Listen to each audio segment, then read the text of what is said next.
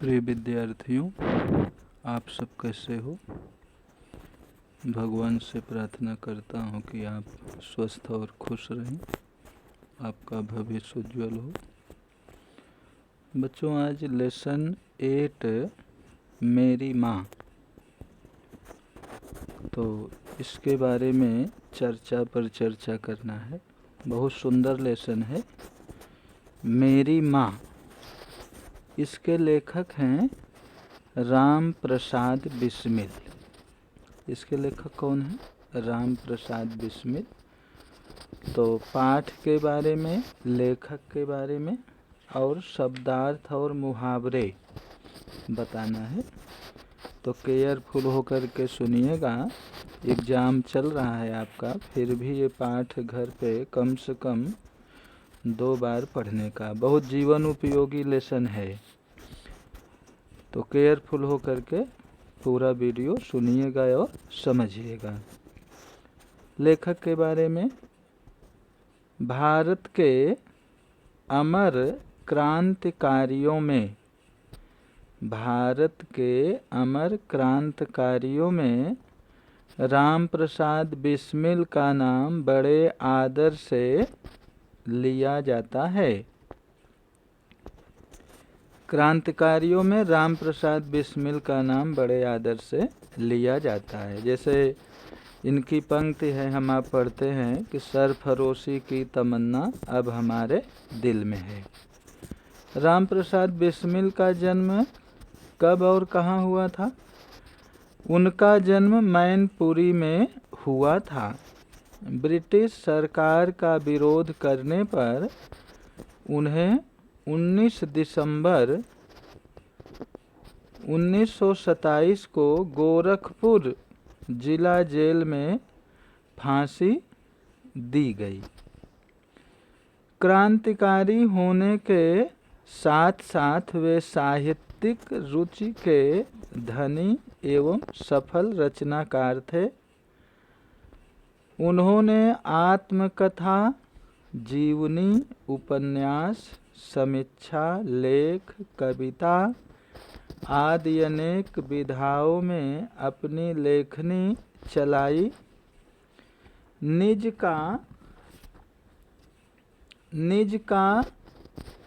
निज जीवन की छटा, आत्मकथा, मन की लहर, काव्य संकलन, बोल सेविकों की करतूत, उपन्यास, कैथोराइन जीवनी आदि उनकी प्रमुख रचनाएं हैं। तो बच्चों, राम प्रसाद बिस्मिल का जन्म कब और कहाँ हुआ था? 1897 ईस्वी में मैनपुरी में हुआ था। इनको फांसी क्यों दी गई थी?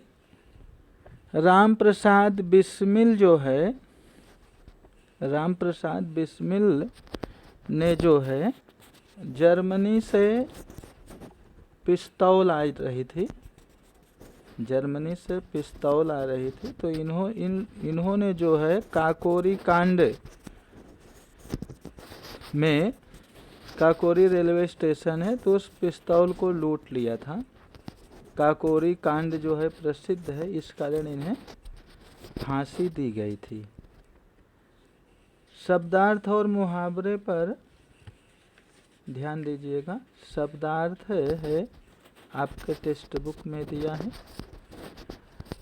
नितांत, नितांत मीन्स एकदम, बिल्कुल। सदृश, सदृश मीन्स समान। प्रबंध, प्रबंध मीन्स व्यवस्था। अक्षर, अक्षर मीन्स बोध, वर्ण ज्ञान। अक्षर यानी लेटर्स, जैसे ABCD, क ख ग घ, ये लेटर्स है, अक्षर है। अवलोकन, अवलोकन मीन्स देखना, निरीक्षण करना। वार्तालाप, वार्तालाप मीन्स बातचीत। निर्वाह मीन्स गुजारा, गुजारा करना, निर्वाह करना, जीवन यापन करना। प्राणदंड, मृत्युदंड। जन्मदात्री, जन्म देने वाली माँ। परिशोध, ऋण आदि का भुगतान, चुकता, प्रत्युपकार। उऋण, ऋण से मुक्त। यानी मनुष्य हर एक से तो उऋण हो सकता है, लेकिन माँ बाप से कभी उऋण नहीं हो सकता।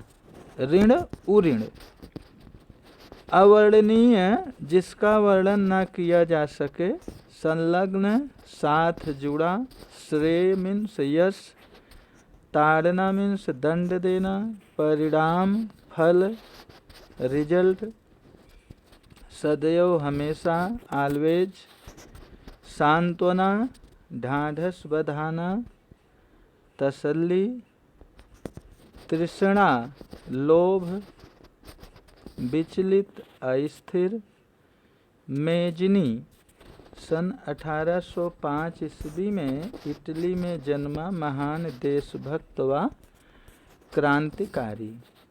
मेजनी का जन्म जो है इटली में हुआ था। वह लोकतंत्र का प्रबल समर्थक था, देशभक्त था। अनेक भागों में बटे इटली को एक करने में उनकी महत्वपूर्ण भूमिका थी, जिस तरह से राम प्रसाद बिस्मिल की महत्वपूर्ण भूमिका थी। मेजनी जो है ऑस्ट्रियन शासन से इटली को मुक्त कराने के लिए जीवन भर लड़ते रहे। तो राम प्रसाद बिस्मिल की तुलना मेजनी से की गई है। मुहावरे, प्राण दंड देना। प्राण दंड देना मुहावरे का अर्थ है मृत्यु की सजा देना। नतमस्तक होना, वंदन करना। अधीर ना होना, धीरज ना खोना।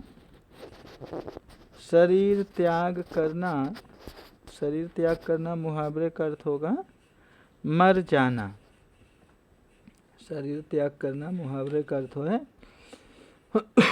मर जाना। तो प्रस्तुत पाठ में बिस्मिल ने अपनी माता के प्रति श्रद्धा भक्ति व्यक्त की है। प्रस्तुत पाठ में बिस्मिल ने अपनी माँ के प्रति श्रद्धा भक्ति व्यक्त की है। आत्मकथा है। तो बच्चों, मेरी माँ लेसन से बहुत जीवन उपयोगी बातें लिखी गई हैं। माँ जो है केवल जन्म ही नहीं देती, व्यक्तित्व का निर्माण भी करती है। माँ केवल जन्म ही नहीं देती, व्यक्तित्व का निर्माण भी करती है। अपनी आत्मकथा के इन अंशों में प्रसिद्ध क्रांतिकारी राम प्रसाद बिस्मिल ने अपने जीवन निर्माण में अपनी माँ के अवर्णनीय योगदान का उल्लेख किया है।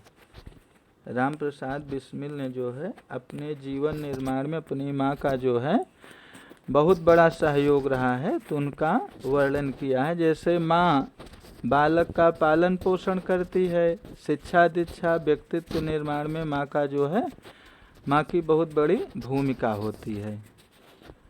माँ के उपकारों से इंसान जो है कभी उऋण नहीं हो सकता है। माँ जो है कभी भी अपने बच्चे से नाराज नहीं होती है, उनका पालन पोषण करती है, धार्मिक सामाजिक उन्नति में सहयोग करती है।